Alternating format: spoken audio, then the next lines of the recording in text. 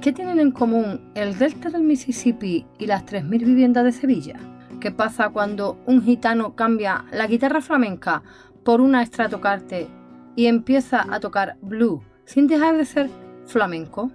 ¿Y si te dijera que la mayor revolución del flamenco en los 80 no vino de un tablao, sino de dos hermanos que dormían al raso bajo las estrellas y hacían canciones con el corazón y la luna entre escalas de blues y flamenco sin haberlas estudiado nunca en partitura? ¿Y qué sucede cuando el flamenco no necesita protegerse de otras músicas para sobrevivir?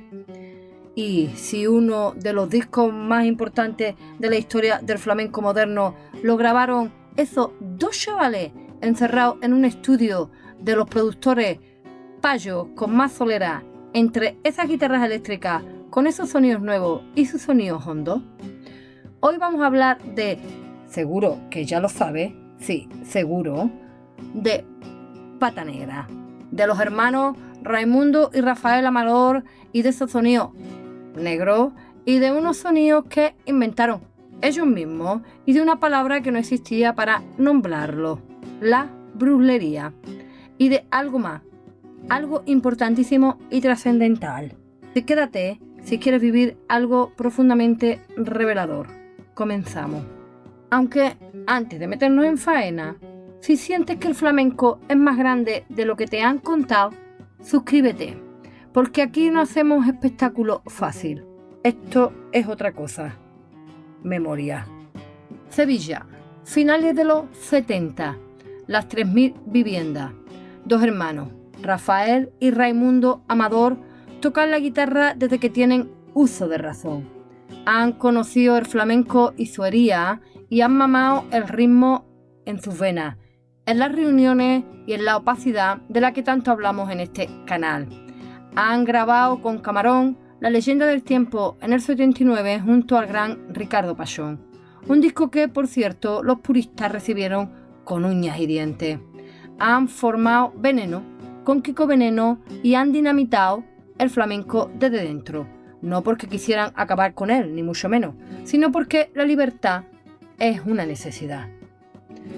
Y entonces, en el 81, fundan Pata Negra oficialmente, pero este proyecto ya se estaba gestando tiempo atrás, años atrás, alrededor del 78. En el 87 publican Blues de la Frontera. No es un disco de flamenco, no es un disco de blues, es otra cosa. Y esa otra cosa, que es la forma de mirar el flamenco, el blues y la tensión de crear y la hibridación, cambió incluso nuestra manera de mirar el mundo. Y eso es lo que sucede cuando la buena cultura no es solo música, no es solo literatura, no es solo pintura, sino algo más. Es el pensamiento, la vida y la autenticidad corriendo por las venas sin aprobación alguna. ¿Y cómo se nombra a esa nueva visión si nunca antes existió? ¿Qué palabra define a una nueva forma de estar en el mundo? A una revolucionaria forma de verlo. Esa palabra que ellos acuñaron fue bluslería y fue tan necesaria para el agua de este gran río del que nosotras hablamos como el propio oxígeno. Pero, ¿qué es exactamente la bluslería? No es una fusión, no es un experimento. Es lo que ocurre cuando el flamenco entiende algo que muchos se niegan a aceptar. Cuando la vida recibe algo que muchos se niegan a acoger. Que para sobrevivir hay que salir de una misma. Hay que enfrentarse a uno mismo. Hay que buscarse a una misma y hay que ser fiel a uno mismo, aunque eso implique, a veces, alejarse de ciertas normas y elegir caminos inciertos. Pero caminar entre dos mundos no significa traicionar nada, no significa ser más impura y no significa ser menos rico. Porque el flamenco quizá, digo, y solo quizá, para vivir necesite respirar su presente, aunque para ello tenga que soltar ciertos elementos y coger otros. Esto no significa que todo valga o no valga. Hay un difícil equilibrio, porque en esa búsqueda hay que saber que vale y que no, que funciona y que no. Como decía el Lebrijano, confusión y confusión. Los Amador no tenían formación académica musical. Raimundo aprendió a tocar la guitarra en la calle, en las fiestas, en los corralones. Rafael era el niño que con 12 años ya tocaba con maestros del flamenco. Venían de abajo, de la necesidad, de una tradición que no se estudia, se vive. Y de ahí, de la paradoja de la pobreza rica o de la riqueza pobre, crearon el disco que abrió la puerta a todo lo que vino después. Porque no pidieron permiso, porque la vivieron, porque la herida, la vivencia y la autenticidad no lo necesitan. Es como respirar y comer. No se pide consentimiento para ello. Y aquí es donde empieza el problema, porque lo que hacen estos dos hermanos no es flamenco ortodoxo, ni siquiera es flamenco, ni siquiera es blues. No sabemos lo que es. Aquí empieza la gran paradoja, aunque ya comenzó mucho antes, con la leyenda del tiempo y con Kiko Veneno. No es rock, no es blues, es algo que no tiene nombre. Y cuando algo no tiene nombre, el flamenco oficial, ortodoxo e incluso la mente conceptual se desborda y no sabe qué hacer con ello. No se sabe en qué cajón meterlo, dónde etiquetarlo. Así que aquí va la pregunta que nos va a acompañar durante todo el vídeo. ¿Qué ocurre cuando el flamenco decide salirse de sí mismo para, precisamente, ser parte de él mismo?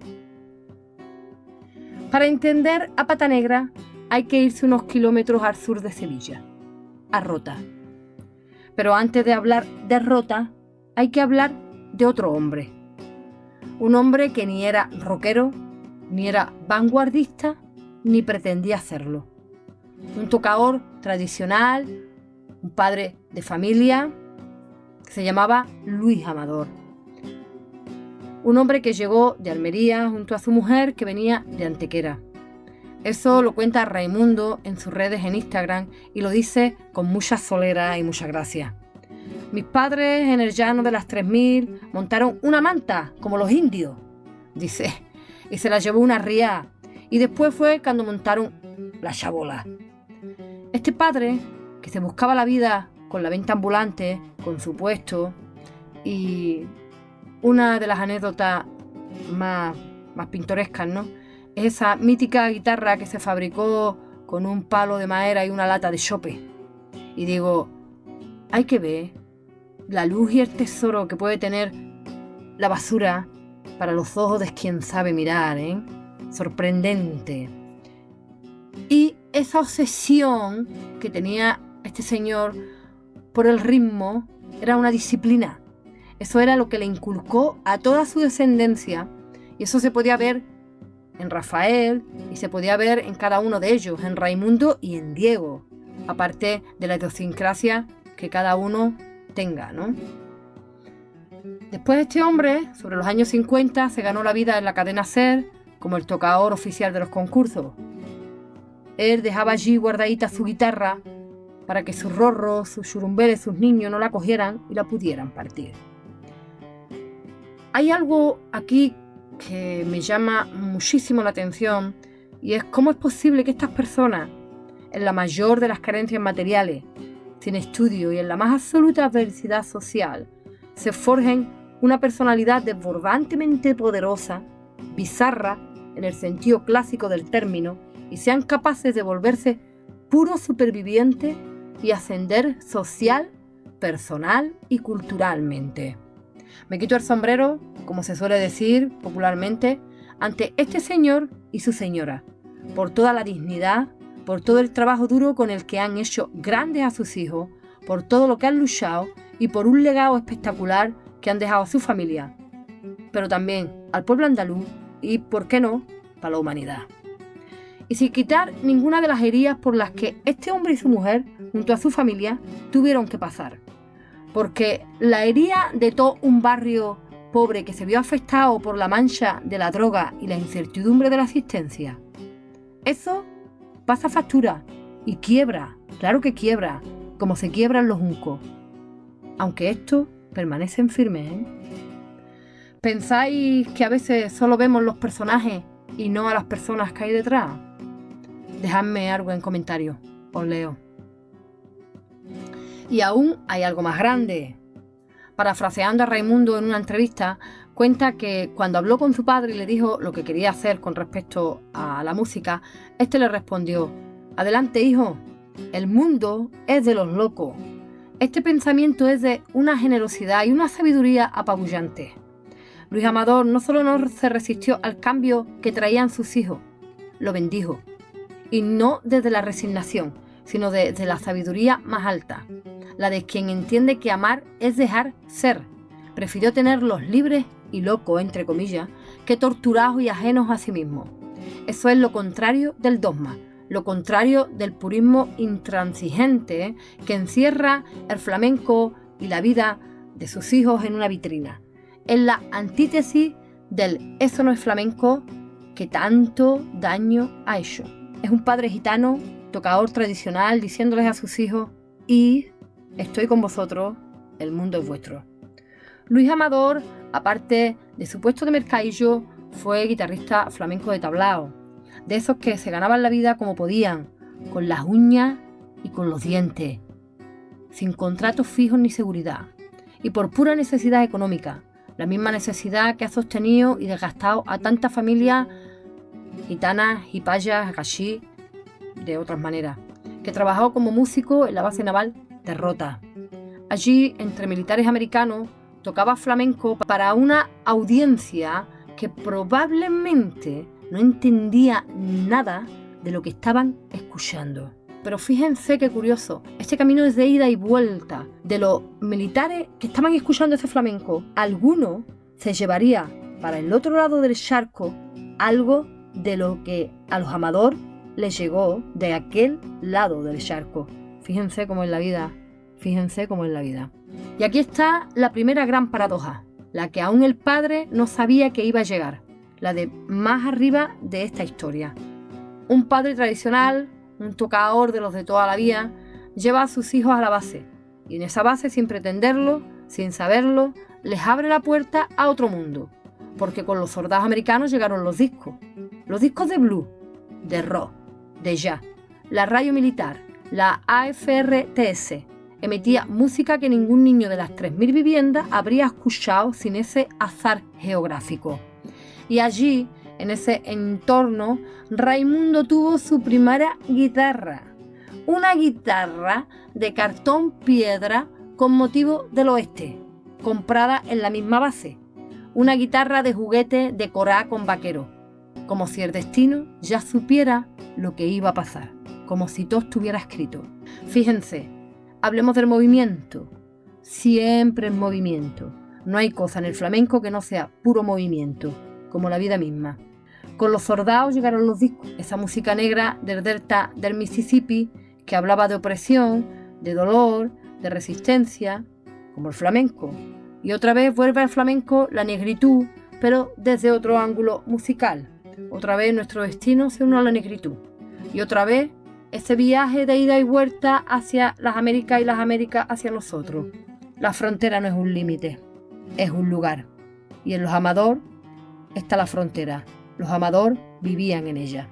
No era postureo, no era world music, era supervivencia, resistencia, la vida doliéndote por todos los poros, gritando a su forma la belleza doliente de esta existencia.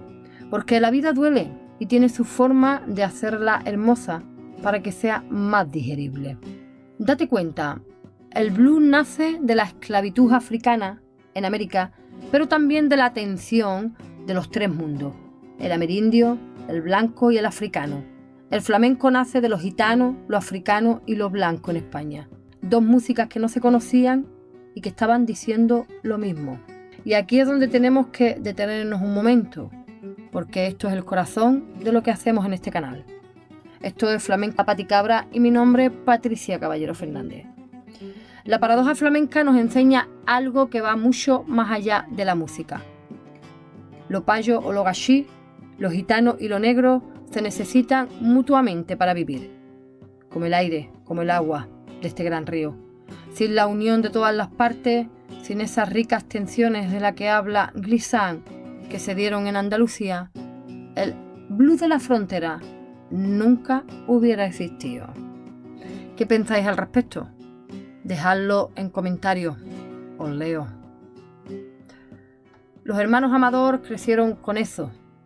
Escuchaban a Pink Floyd, a Bob Marley, a Michael Jackson, pero también llevaban el compás en la sangre. En su familia se mamaba el flamenco. Y entonces inventaron una palabra para definir todo su mundo: la blueslería. Blues más bulería. Y una palabra que no existía porque el mundo que habitaba tampoco existía todavía. Y esto es importante, no es que hicieran fusión.